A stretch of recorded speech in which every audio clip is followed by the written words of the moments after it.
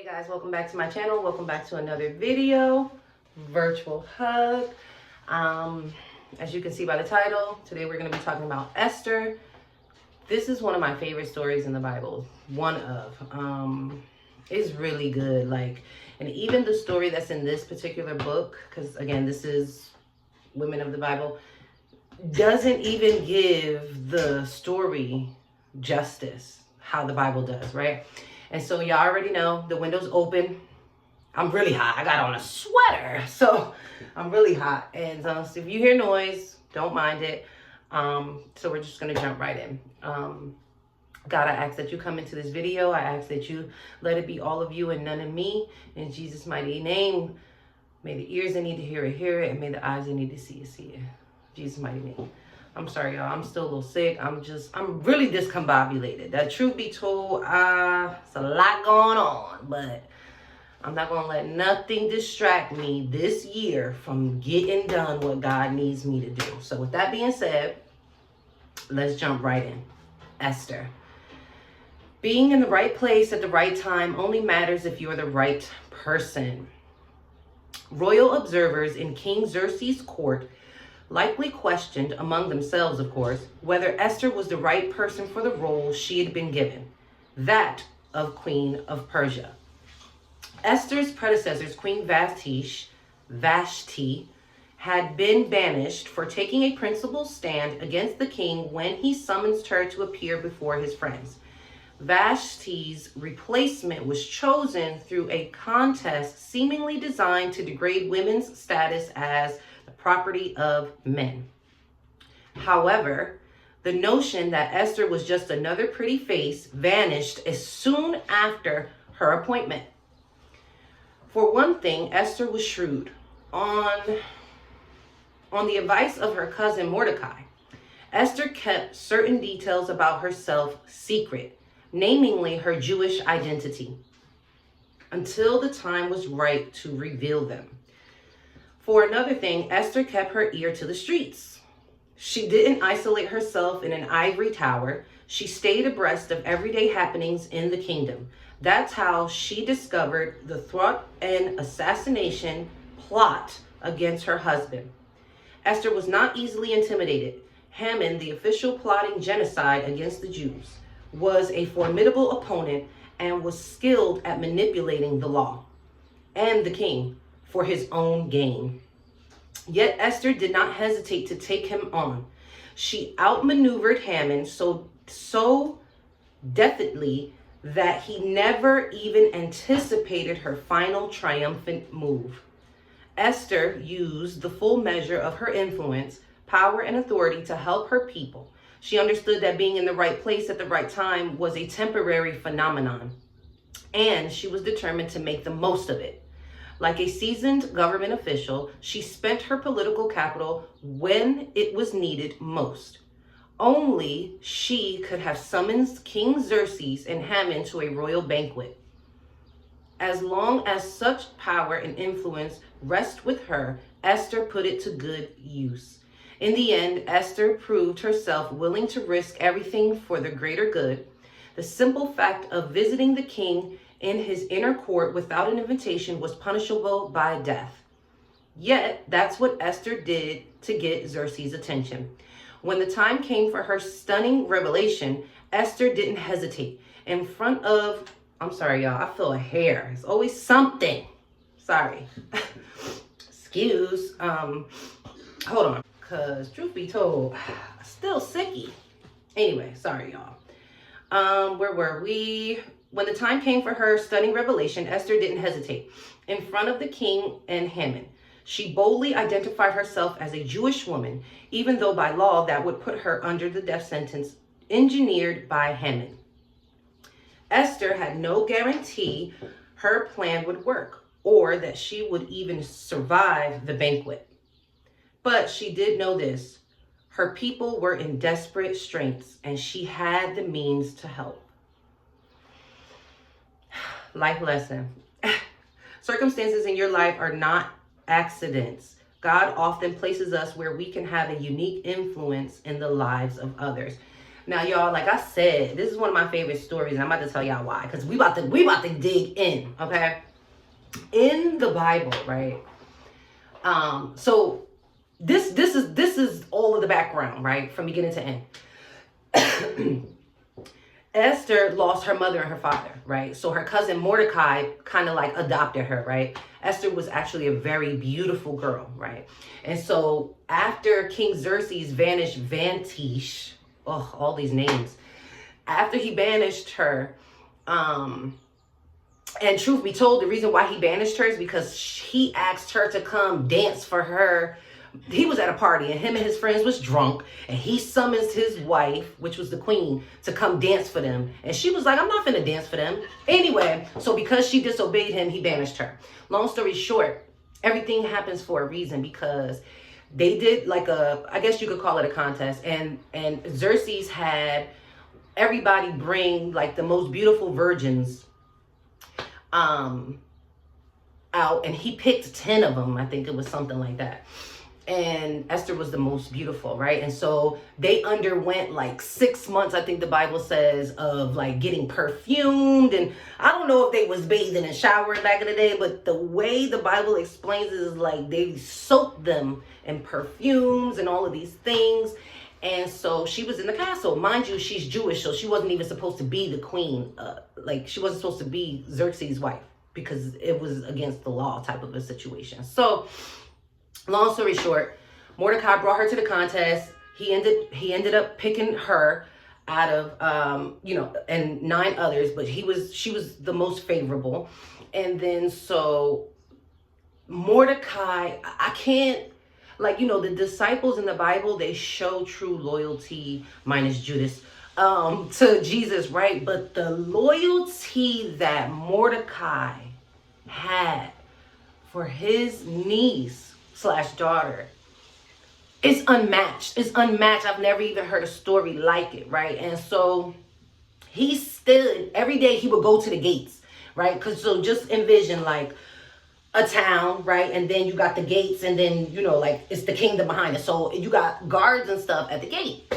And so every day he would go to the gates, because he did not want her. Hubby is burning something. Hold on. All right, y'all. He ain't burned the house down. Anyway, so Mordecai went every day. He was there like day and night, just making sure that her identity wasn't being revealed. And he was just like, listening, watching, what's going on and whatever. And so while Mordecai, because, in here it says that, she wouldn't, Esther was not easily intimidated. Haman, the official, plotting the genocide against the Jews. So how this came about was Mordecai was standing at the gate, and he overheard the 2 guardsmen plotting against the king, right? So they wanted to take the king out. And when Mordecai heard that, he sent word to Esther in the kingdom, because they all have like eunuchs, which are like people, I believe, don't quote me, you got to look it up for yourself, but I believe they're the people who are castrated, who don't have those types of body parts down there, and they're designated for specific things, right? So he sent word to her through her eunuch, I think that's how you pronounce it. And when she found out that they was plotting against, you know what I'm saying, she told the king. And so when she told the king, she also told the king, Mordecai was the one who alerted me of it, right? And so when that happened, King Xerxes investigated, and it came to be true that the guards were plotting against them. They hung them. And then now mind you, there's like a scriber, like I guess, I don't know if that's the proper term, but like a record keeper in the kingdom. And so, Xerxes went over there, told them what happened, they recorded it, and who did it or whatever. So after that, after the 2 guards were hung, Xerxes appointed Haman to be like the highest guard, right? For lack of a better word. And so he had like all of the control over, he basically had all control right under the king. And so long story short, Mordecai, every day, like the level of loyalty is crazy. Every day he still was going to the gates, like just making sure that nobody found out who Esther was, because truth be told, her being in there is a blessing, right? But not only that, it's dangerous for her because, you know, she's a Jew. And so, long story short, dang, what happened? So he appointed him as the highest guard or whatever. And then when the highest guard was coming out, everyone in the towns was supposed to bow, right? But Mordecai did not want to bow because he served Jesus. He served Jesus, so he's not bowing to nobody. It is what it is, right? So him refusing to bow to him got Haman so angry. I mean, just like he was livid. One person out of the whole town did not want to bow, and he just was livid. And so he went home to his wife. He was complaining about it, and, you know, to his wife and his friends, and they was saying like, well, you should just take him out. Just take him out. Like, you know what I mean? Just take him out. Like, he don't need his life, basically. And so then after that, Mordecai got wind of it and then sent word to Esther in the kingdom. And she basically,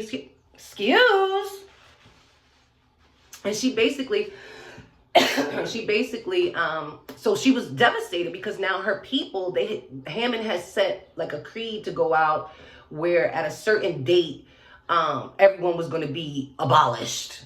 Let's just use that word because YouTube be acting stupid with the words. And then so when she heard that, she didn't want her people to be taken out. And not only that, she's the same as them. So she didn't want to be taken out either. So what did she do? Because Mordecai pleaded with her, like, you know, you got to do something. You in there, like, this is your moment. Like, you got to do something. And so what she did, and this is why it's called the Esther fast. She went without food or water for 3 days. She took it to God. Come on, somebody. She took it to God. She fasted for 3 days. And then she went to the inner court of the kingdom. Now, mind you, them women not supposed to come to him unless he sends for them. If the king don't send for you, you ain't supposed to show your face, type of a thing. But she had favor with the king. Because remember, she was the most beautiful. He was the one that he found most favorable. And so she just came after the 3 days, she came out and she was like, she stood there and he lowered his scepter and allowed her to come forth. Instead of like, what you doing? He allowed her to come forth. She touched the scepter and then was able to speak. And he was like, what's up? What can you know? Like, what you need, boo? And then she was like, oh, nothing. I just want to invite you to dinner. And I mean like a spread. Because you know when someone says a banquet, it's a spread. It's a spread, right? And so she had, you know, like all the foods made and all. And she also invited Haman. So that night they had the banquet or whatever. They ate, whatever. And then the king asked her again, like, is there anything you want from me and whatever? And then she was like, oh, I just want to know if you can come tonight, like tomorrow night again for another banquet and bring him as well. So now Haman is suits like, oh, I done had dinner with the king and Esther done, you know, had a banquet for us. Mind you, this was after she fasted. And so, you know, I had a banquet for us and this and this and that. And side note, because I be talking about all these old sayings everybody be throwing around. Side note, maybe that's why they say a way to a man's heart is through his stomach. Come on, somebody. Anyway, so she was like, I want you to come back out for dinner tonight. Bring him. You know what I'm saying? We going to chill, whatever. We going to eat, celebrate. Okay. He said, okay. Like, you know, like, that's his girl, that's his queen, and he loves her the most, and she, you know, she doing something for him. So again, he agreed. So now in the midst, now watch this. In the midst, Haman ran home to tell his wife that, oh, you know, I was honored at a dinner. I was invited to an honorable dinner with the king, and and he's telling his wife all of these things. Mind you, he still has malice, vengeance, envy, and that decree put out to get rid of them people, to get rid of Mordecai's people. Okay, and then so in the midst of that, he's over there at on his land talking to his people, saying woo woo woo woo woo about what's going on, but at the same time with an evil heart. And his wife told him, see, women could be evil. His wife told him, why don't you create basically create something to take him out, something where he can be, so he started building it, right? Mind you, he still had to go to dinner the next night. Now, while he's talking over there and building weapons to form against Mordecai, he's over here fashioning weapons against Mordecai. Xerxes had like a nudge, I'm assuming, because he was just walking in his kingdom and he went to the record keeper. He went to the record keeper and he asked the record keeper, he was like, pull up the date of when we found out them two guards was trying to take me out. I'd like to know what I done for the person who revealed that to me, because he wanted to do something, like basically pay him or whatever. Like in nowadays terms, he wanted to give him some money for looking him out. But really back then he just wanted to, give him, honor him. And so the record keeper says it was Mordecai, right? This is what he tells Xerxes. So Xerxes was like, okay, Mordecai. So then Haman comes back to the palace, right? Because they getting ready to go to dinner. Again, the second dinner. And so they go to dinner. They get ready to go to dinner. And Xerxes goes to Haman like, what should I do for the person who has honored me in such a way? Like, how should I honor them? And Haman thought that Xerxes was talking about him. Goofy. And he was like, oh, he should wear the finest robes of the king and put him on a horse and trot him through the town and this and this and this and that. To let everyone know, right? So Xerxes, before dinner, Xerxes goes, I think it was before the dinner. Xerxes goes, go do that. Go handle that. So now you can imagine the same person that Haman done set a decree out on to get rid of him and his people. Now he got to dress him up in the finest robe and put him on a horse and trot him around for the whole town to see. So now he went from livid to just full-blown devil. Full-blown. So long story short, it's a really good story, y'all. Long story short, they come back, right? They get ready to go to dinner. So they had dinner, whatever. And then the king asks Esther one more time, is there anything you need from me? Baby, when I tell you she laid it out on the table, she was like, this is the person that is trying to kill my people. A weapon is formed against them. I need you to help me. And yada, yada, yada, yada, yada, yada. Read it down. And you know what the king did? Tell me what the king did. He honored her request. He honored her request. He reversed the decree. He sent out a new one that no one should harm these people. He took Haman's land away from him and gave it to Mordecai. And then the same weapon that he was over there forming against Mordecai was used to take him out. Come on, somebody. If that's not God, if that's not Jesus, I'm telling y'all, no weapon formed against me shall prosper in Jesus' mighty name. Because they will be formed. They'll see the weapons will be formed. They will be fashioned. They will be created. But they will not prosper against me. It's what the word says. Y'all, this is why being in the right place at the right time kind of sort of doesn't matter if you're not the right person. Because the other queen, Vantage, she wouldn't have did that. She wouldn't have did that. She didn't even want to listen to her husband when He told her to dance for the people. Now, I ain't mad that she didn't listen, right? That's a whole nother story. There's actually, I think I did a video on that. That's a whole nother story, right? But God put her in that position to say no to him so she can be banished, right? So that way Esther can be ushered in, right? On top of that, she lost her mother and her father. So it was meant for her to lose her parents. Mordecai adopt her, usher her in, right? She had the most favor. She was a woman of God. She was a woman of God. Because when Mordecai ran to her what was going on, she fell at Jesus' feet. She fasted. She denied her flesh. She denied her flesh for 3 days. No water, no food, nothing. And then she approached the situation like a lady. Okay? She was smart about what she did. She said, you know what? Let me show him how much I love him. To show him how important my request is. Save my people. Save my people. And she saved everyone by doing that. Between Mordecai's loyalty, okay, because in the Bible, I believe that the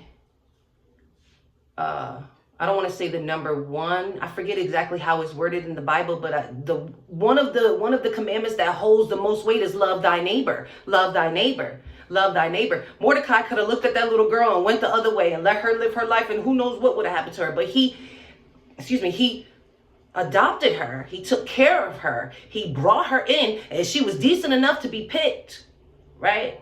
So much so decent that she was found favorable, right? A woman of God, right? Someone that's not even from them had the most favor out of all the women that was in there. And then because God already knew what Haman was going to do.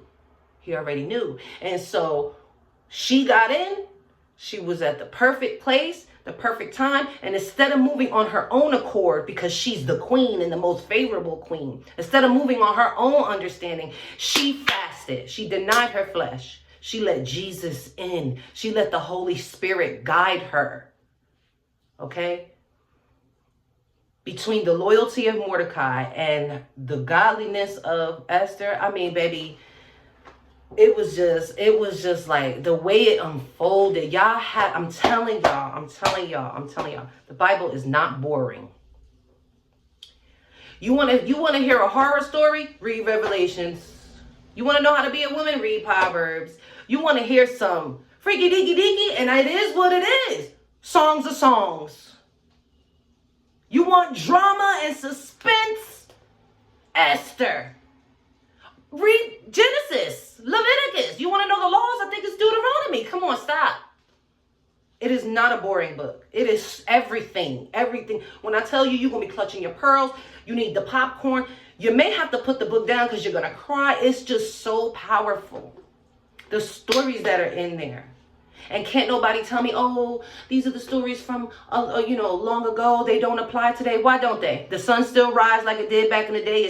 The grass is still green like it was back in the day. Come on now. These bodies of water been here since Jesus been here. You going to the beach to dip in the water. You don't even know if that's the body of water where Peter walked, where Jesus walked on the water. You got people on Instagram saying that the Noah's Ark wood came from Florida. Stop playing with me. Stop. Read your word. It is alive. It is living, and it applies to today. Being in the right place at the right time and being the right person is essential. Do not miss out on your opportunity. Don't let doubt and fear confuse you. Oh, I'm not good enough. God wouldn't have put you there. God wouldn't have put you through it if you weren't the one to handle it. And that's just what it is. A lot of times we ask God, perfect example, I don't know, it's just the first thing that came to my mind. A lot of people run around saying, I want a house, I want a house, I want a house. But what if you have to be homeless before God give you that house?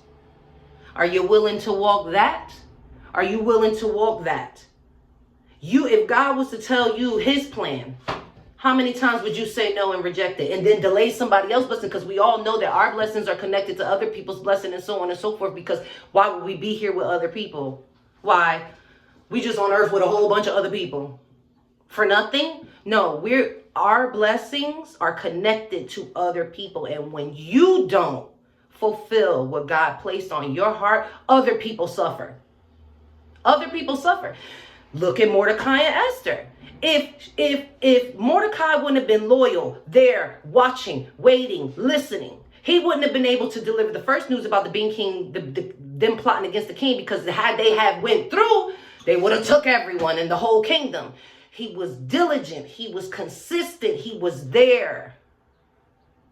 He sent the word on, and she followed through. He bounced the ball in her court, and she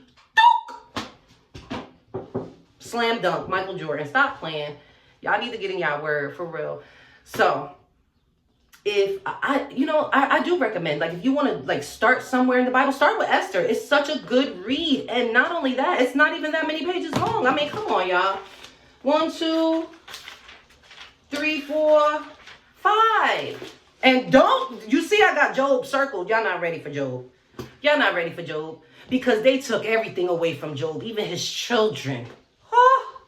And if you read it right, I don't want to say if you read it right, because everyone has their own interpretation. And I don't want to go too far into Job because we're talking about Esther. But if you read the book of Job, it says that the devil was going back and forth looking for someone. He wasn't thinking about Job. It was God that was like, what about him? Because God was ready to bless Job, one of his most faithful servants. Okay? Even his wife was like, when everything was going on, this is the God you serve, trying to curse God. But what a lot of people don't understand too is everything Job went through, she went through as well. But it was Job's faith that got them through. Anyway, like I said, I don't want to get too far left. But y'all, the book of Esther is such a good read. It really is. It really, really is. And you will see loyalty there. You will see everything. And I keep saying loyalty, because it is something we lack in this world. And then when we do have loyalty, it's to the wrong people. It's to the wrong people. It's to the wrong people. The loyalty needs to reside here. Here. Here. Here. Here. I promise you, you will never go wrong. In Jesus' name, you will never go wrong. But anyway, I love me some y'all. Another virtual hug. And I hope someone learned something from this video. I hope you helped someone today. I hope this video helped someone. Here goes the spiel. Make sure to like, share, comment, and subscribe. Share it with someone you think it may help. I love you guys so much. Just get into your word. Even if just getting into your word is tapping in over here, I'm going to help get you there. Because eventually you're going to be like, let me see what she talking about. Because it's so good. If you've never been a book reader before, you'll become one. You'll become one. Anyway, you guys, again, I love me some y'all. Make sure to like, share, comment, subscribe, and I'll see you in the next one.